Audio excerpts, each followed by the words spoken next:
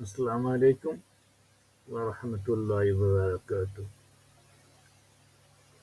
আমি স্পিচ বা বক্তৃতা দেওয়ার ক্ষেত্রে not good, but in terms of কি বলবো, intellectual property that is my field. তো সেখানে আমি ব্যাকগ্রাউন্ডটা এখানে যেতে হচ্ছে এইভাবে যে আমি অনেক সময় কথাগুলো হয়তো যেভাবে বলা উচিত সেভাবে বলতে পারি না, কারণ I am not a speaker like others. Sheikh মুজিবুরও একজন ভালো বক্তা ছিল, কিন্তু শাসক হিসাবে ভালো ছিল না। তো কোনটা ভালো, বক্তা হওয়া ভালো না অ্যাডমিনিস্ট্রেটর মানে হওয়াটা বেটার? মানে যদি অ্যাডমিনিস্ট্রেটর কেউ হয় এবং তার কোয়ালিটি থাকে এবং সেটা অনেক ফার বেটার দেন যিনি কি বলবো একজন স্পিকার। আচ্ছা, শর্টকাট করি যে সাউথ আফ্রিকাতে অলমোস্ট 5টা মিনিস্ট্রিতে 5বার বেস্ট অ্যাওয়ার্ড পাওয়ার পরে আমাকে যখন রিকমেন্ড করা হলো যে প্রেসিডেন্টের স্পেশাল অ্যাডভাইজার হওয়ার জন্য, 5জন ক্যাবিনেট মিনিস্টার, তার সঙ্গে একজন স্টেট গভর্নমেন্ট। আমি এই কথাটা বলার উদ্দেশ্য আমি ব্যাখ্যা করি। তো তারা কোন এক পর্যায়ে আমাকে জিজ্ঞেস করলো, তো বাংলাদেশ এত একটা প্রবলেমেটিক এবং দরিদ্র কান্ট্রি, তুমি সেখানে কেন কন্ট্রিবিউট করতে পারতেছো না? আমি ওদেরকে বুঝিয়ে বলতে পারতেছি না যে যে গত 15 বছর যে হাসিনা গভর্নমেন্ট ছিল সেখানে মানে কোনো কিছু কন্ট্রিবিউট করা কি ইজি? আপনারা জানেন। সুতরাং আমি তাদেরকে তো বলতে পারি না আমাদের ইন্টারনাল প্রবলেমটা কোথায় ছিল। বাট বাংলাদেশ থেকে ডাক্তার বিদেশে চাকরি করতে যাওয়া বা পড়াশোনা করতে যাওয়া, ডিগ্রি নিতে যাওয়ার সংখ্যা গত 50-60 বছরে হাজার হাজার ডাক্তার গেছে। তবে কখনো কোনো রেকর্ড এরকম হয়নি আমার জানা মতে সেই ডাক্তার সেই দেশের প্রেসিডেন্টের স্পেশাল অ্যাডভাইজারের মানে তাকে রিকমেন্ড করা, মানে সেই সেই সুযোগ দেওয়া হয়েছে due to the huge background. এখানে একটা রেসিস্ট কান্ট্রি, জেনোফোবিক কান্ট্রি, তারপরেও আমাকে এরকম একটা হাই প্রোফাইল অফার করা হয় এই কারণে যে 5বার 5টা মিনিস্ট্রিতে বেস্ট অ্যাওয়ার্ড পাই। আমাকে জিজ্ঞেস করা হয় যে যে তুমি তো অনেকগুলো প্রবলেম সলভ করতে পারছো বা বা তুমি সেই ধরনের প্রোফাইল, প্রজেক্ট প্রোফাইল তুমি প্লেস করছো যেগুলো হচ্ছে ফিজিবিলিটি ডান, এবং এটা হচ্ছে খালি ইমপ্লিমেন্টেশনের জন্য ওয়েট করতেছে, এবং best award from the different minister আমি অ্যাচিভ করছি। কিন্তু কথা হচ্ছে কি যে এই যে প্রেসিডেন্টের অ্যাডভাইজার হওয়ার যে একটা সুযোগ, আমার তখন সবসময় এই জিনিসটা কাজ করতো, আমি দেশের জন্য কিছু করতে চাই, কিন্তু সেই তো এনভায়রনমেন্ট ছিল না, সবাই তো জানেন। তো এখন একটা এনভায়রনমেন্ট যখন আসছে সেই সুযোগের সদ্ব্যবহার করা উচিত। তবে আমার এরকম কোনো টার্গেট নাই যে আমি অন্যান্য 10 জনের মতন কোনো হিডেন এজেন্ডা বা কোনো পজিশনের, I don't have any attitude. তো আমি কি বলতে চাচ্ছি বেসিক্যালি যে প্রফেসর ইউনূসের যে গভর্নমেন্ট, এখানে একটা গোল্ডেন অপরচুনিটি ছিল দেশকে ডেভেলপ করার এবং কিছু পার্মানেন্ট প্রবলেম সলিউশন করার। আমি কিছু কিছু কিছু ক্ষেত্রে কথা বলবো, বেসিক্যালি একটা ইস্যুতে যাব, সেটা আপনাদেরকে, বাকিগুলো আজকে ডিল করব না। কারণ যখন আমাকে বলা হয়েছে ক্রাইম স্ট্র্যাটেজিক প্ল্যান এই সাউথ আফ্রিকা এত ক্রাইম, তুমি এটা নিয়ে কি, তোমার ইয়াটা কি, ভাষণটা কি? তো আমি যেটা বলছিলাম যে short term and medium term and long term, এবং আইডেন্টিফাই দ্য ক্রাইম প্যাটার্ন, এবং কোনটা কোন টার্মের মধ্যে আনতে হবে। এরপর আমাকে বলা হয়েছিল যে আমাদের আনএমপ্লয়মেন্ট যে সমস্যাটা অনেক বেশি, সেখানে তোমার মানে ইয়েটা কি, মানে ইনপুটটা কি, বা তোমার তো সেখানেও আমি একটা পজিটিভ ভূমিকা রাখছিলাম। তো এখন বলতে হচ্ছে কি, একটা স্পেসিফিক ইস্যু নিয়ে কথা বলি। পুলিশ, বাংলাদেশের পুলিশ নিয়ে যে হতাশা, যে ক্রাইম, ঘুষ, এটা কিভাবে সলভ হবে, এটার ব্যাপারে কোনো একটা ব্যক্তি বাংলাদেশে এমন কোনো কনক্রিট এবং ট্রান্সপারেন্ট কোনো পলিসি কেউ প্লেস করতে পারেনি। ট্রাস্ট মি, আমি আমি আপনারা যদি আমার এই প্ল্যানে যদি কাজটা হয়, আমি গ্যারান্টি দিলাম 100% না হোক 90% পুলিশের ক্রাইম অটোমেটিক স্টপ হবেই। I guarantee. সেটা কি? পুলিশ পুলিশকে ডিসিপ্লিন করা, তাদের ক্রাইমকে কন্ট্রোল করা, এমন একটা অথরিটির কথা আমি বলতে চাই। সেটার নাম হচ্ছে independent investigation authority of police. এরকম একটা অথরিটি তৈরি করতে হবে। এর কম্পোজিশনটা কি? কম্পোজিশন প্রথমে বললাম নামটা কি, অথরিটির নাম কি।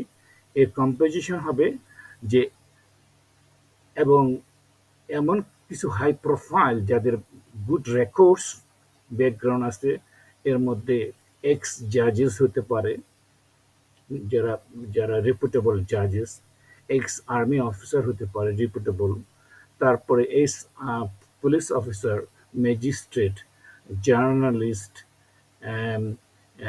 তারপরে ইকোনমিস্ট, এই ধরনের অনেক, এবং এক্স অ্যাম্বাসেডর।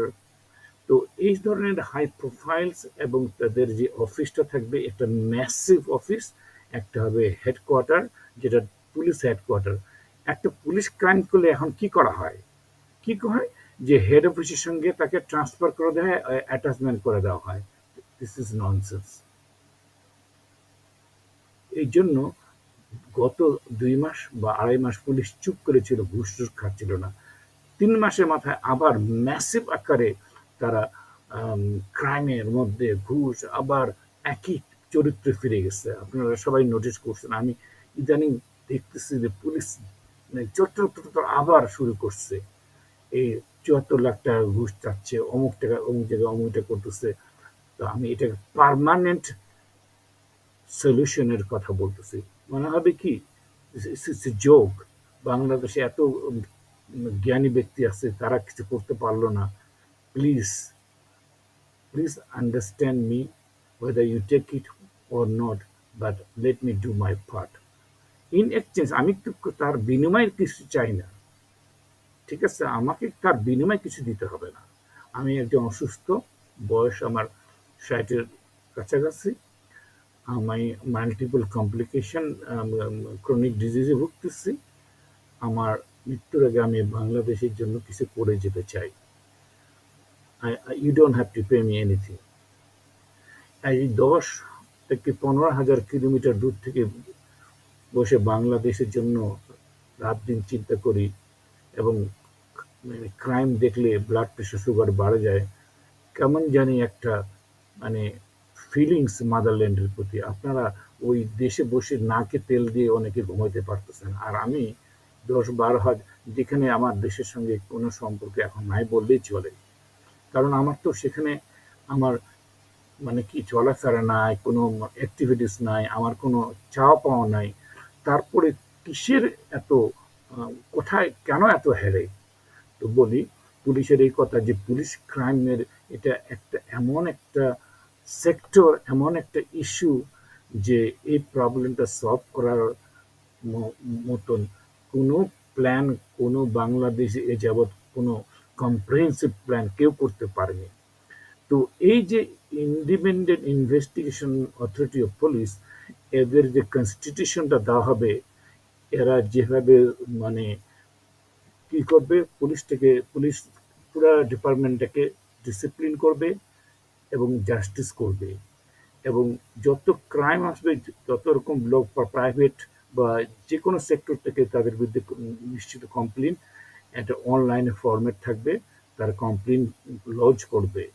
এই অথরিটি, ইন্ডিপেন্ডেন্ট ইনভেস্টিগেশন অথরিটি, তারা ওইটাকে তাদের প্যানেল ইনভেস্টিগেশন করবে, এবং সেটা কনস্টেবল থেকে আইজি পর্যন্ত এর ভিতরে পড়বে। এখানে স্বরাষ্ট্র মন্ত্রণালয় বা মন্ত্রী এখানে কোনো ইখতিয়ার নাই, পলিটিক্যাল পার্টির কোনো ইনভলভমেন্ট নাই। এরা 5 বছরের যে যে প্যানেলটা কাজ পাবে, এই 5 বছরের, এই 5 বছর তারা এই কাজটা করবে। তারপরে নতুন নেক্সট আফটার 5 ইয়ার্স আবার নতুন একটা অথরিটি ফর্ম হবে। তো এই অথরিটির রুলস রেগুলেশন এবং কনস্টিটিউশন অ্যাডমিনিস্ট্রেশন এত ট্রান্সপারেন্ট, এত স্ট্রং যে এখানে কোনো ইনফ্লুয়েন্স নাই। কারণ আমি তো বলতেছি যে এদের হেড অফিসটা থাকবে পুলিশ হেডকোয়ার্টারে, এবং বিভাগীয় অফিস থাকবে, ডিস্ট্রিক্ট অফিসে থাকবে। এর মেন পাওয়ারের সংখ্যা অনেক। এখন একটা পুলিশের এসআই বলেন আর ওসি বলেন, যে যার বিরুদ্ধে কমপ্লেন হবে, এই প্রাইমারি যে ইনভেস্টিগেশন ইউনিট, এরা রিপোর্ট করবে আরেক অথরিটিকে, যেটা depends on the pattern of crimes. যদি ফৌজদারি ক্রাইম হয় সেটার প্যাটার্ন হবে কিরকম, আর যদি সিভিল হয় তা সেটা হবে কিরকম, ঘুষ জন্য কেমন হবে। এটা আসলে ওই কনস্টিটিউশনের মধ্যে সবকিছু এক্সপ্লেন করা থাকবে। ওই যে those are the tough people, এবং উইথ দ্য টাফ কনস্টিটিউশন তারা ওগুলো হ্যান্ডেল করবে। সেখানে কোনো টেলিফোন, কোনো পলিটিক্যাল ইনফ্লুয়েন্স কিছু থাকবে না। আপনারা হয়তো ভাববেন বাংলাদেশ কি কখনো এই ইনফ্লুয়েন্স থেকে বের হতে পারবে। এটা ডিপেন্ডস করবে যে এখন যে নিউ বাংলাদেশ করতে চাচ্ছি আমরা, সেক্ষেত্রে এটা পসিবল। তাহলে কি দাঁড়াচ্ছে, এই অথরিটি 5 বছরের জন্য কাজ করবে, এবং যে কোনো পুলিশের যে কোনো ক্রাইমকে তারা ইনভেস্টিগেট করবে। তাদের ওই কনস্টিটিউশনের মধ্যে বলা আছে ক্রাইমের ধারা অনুযায়ী চাকরি চলে যাবে। ওই কি বলে, অ্যাটাচমেন্ট করে দেয় হেড অফিসে, ট্রান্সফার করে দেয়। This rubbish, this nonsense has to B stop. This is totally unacceptable. This is nonsense. এটা পুলিশের ক্রাইম রিডিউস করার ক্ষেত্রে কোনো কন্ট্রিবিউশন রাখে না, এটা আই ওয়াশ। এখন এই অথরিটি, জিআইজি বলেন, যে কোনো কেউ এরকম প্রদীপ এরকম জন্ম হওয়ার কোনো চান্স নাই। প্রত্যেকটা ওসি যেভাবে সন্ত্রাসী একটা, মানে কি বলবো, এক একটা ওসি এক একটা সন্ত্রাসী। এটা কেন হচ্ছে, যদি এই অথরিটি থাকে, ওসি বিড়াল হয়ে যাবে। তার, সে জানে যখন তখন তার চাকরি চলে যাবে, সে জেলে যাবে, তার জরিমানা হবে। আপনারা কি আমার কথা বুঝতেছেন? বলতেছে বাংলাদেশের জন্য এটা কি অ্যাপ্লিকেবল অর নট। এই ইমপ্লিমেন্টেশন মেকানিজমটা আপনারা মনে করছেন it is difficult, it is not difficult. ওই তো বললাম, ওই কনস্টিটিউশন, ওই ইমপ্লিমেন্টেশন মেকানিজমে যখন পুলিশরা জানতে পারবে, তখন জানবে যে আমাদের এই অথরিটি আমাদের বাপ, এরাই আমার রেজিকের মালিক। সুতরাং ঘুষ বলেন আর যত কিছু বলেন ক্রাইম, আই ক্যান গ্যারান্টি এটা এই কতশো বিঘা জমির মালিক, কত হাজার কোটি টাকার মালিক, ব্যানিজির ম্যানেজির কোনো দিন সৃষ্টি হবে না। ট্রাস্ট মি, এই অথরিটি তৈরি করতে যদি ইন্টারিম গভর্নমেন্ট ফেল করে, এটাই হচ্ছে রাইট টাইম। এরকম একটা অথরিটি অবশ্যই গভর্নমেন্টকে ফর্ম করতে হবে।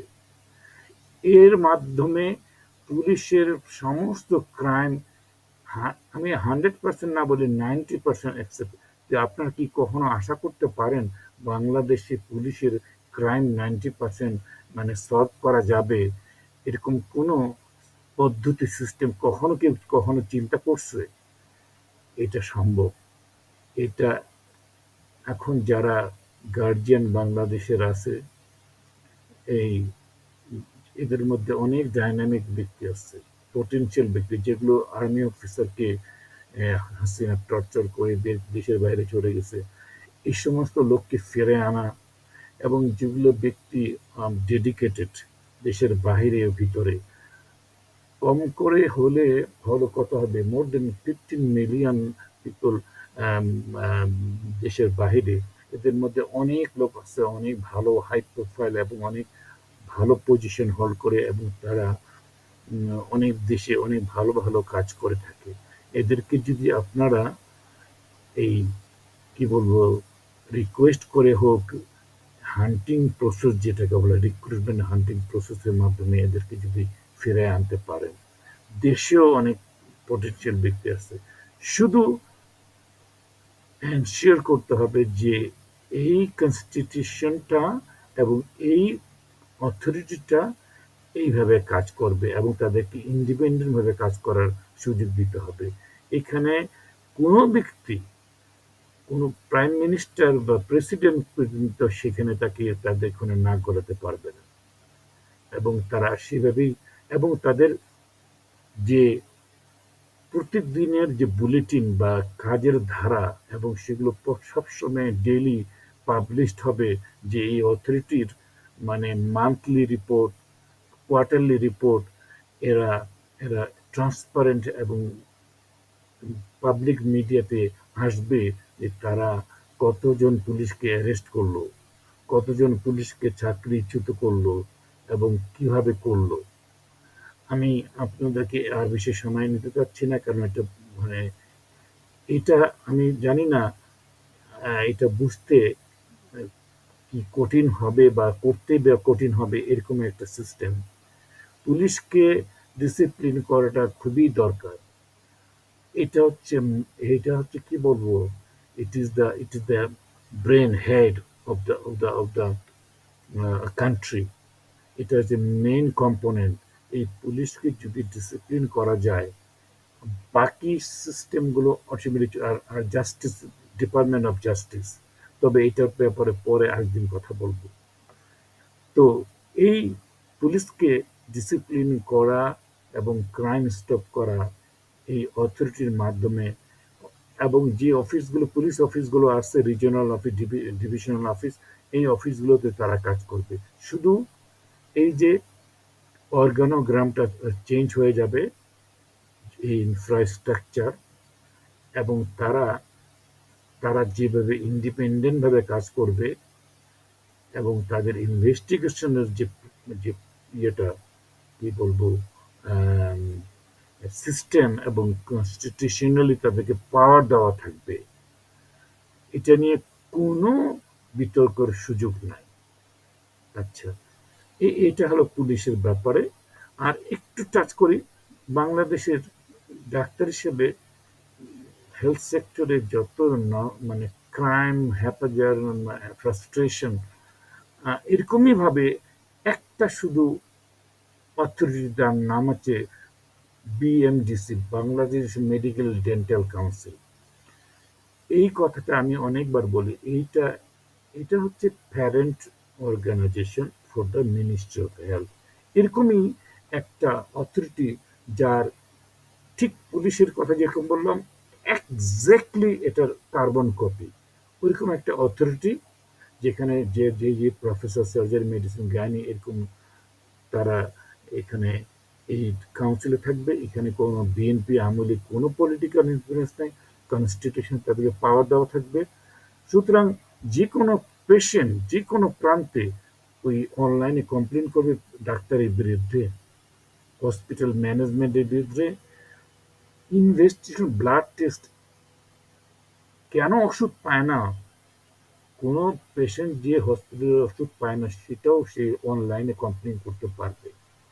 শুধু আপনাকে তৈরি করতে হবে মেডিকেল অ্যান্ড ডেন্টাল কাউন্সিলকে ঠিক করতে হবে, ওই ওইরকম কনস্টিটিউশন দিতে হবে পাওয়ার, আর ওরকম ম্যান পাওয়ার দিতে হবে, এবং ডাক্তার 100% ঠিক হয়ে যাবে, এবং তাদের যে জরিমানা, পেনাল্টি, এবং তাদের সাসপেনশন, প্র্যাকটিস থেকে সাসপেনশন হবে। এবং পেশেন্ট যখন কমপ্লেন করবে, ধরেন যার সিজার করা দরকার নাই তাকে সিজার করা হয়েছে, সেখানে যখন প্রায় 1 কোটি টাকার মতো জরিমানা হবে, তখন বাকি যত গাইনোকোলজিস্ট বা সিজার এগুলা অবৈধ সব বন্ধ হয়ে যাবে। আপনারা পেশেন্ট কখনোই ডাক্তারকে গায়ে হাত দিতে হবে না। এই সিস্টেমের মাধ্যমেই সমস্ত জনগণ, পেশেন্ট আর ডাক্তারের মধ্যে যে আজকে যে ফাইট বা ফ্রিকশন বা কনফ্লিক্ট, এগুলো থাকবে না। ডাক্তারের গায়ে কেউ হাত দিবে না, ডাক্তারকে আপনি পানিশমেন্ট দিবেন এই সিস্টেমের মাধ্যমে।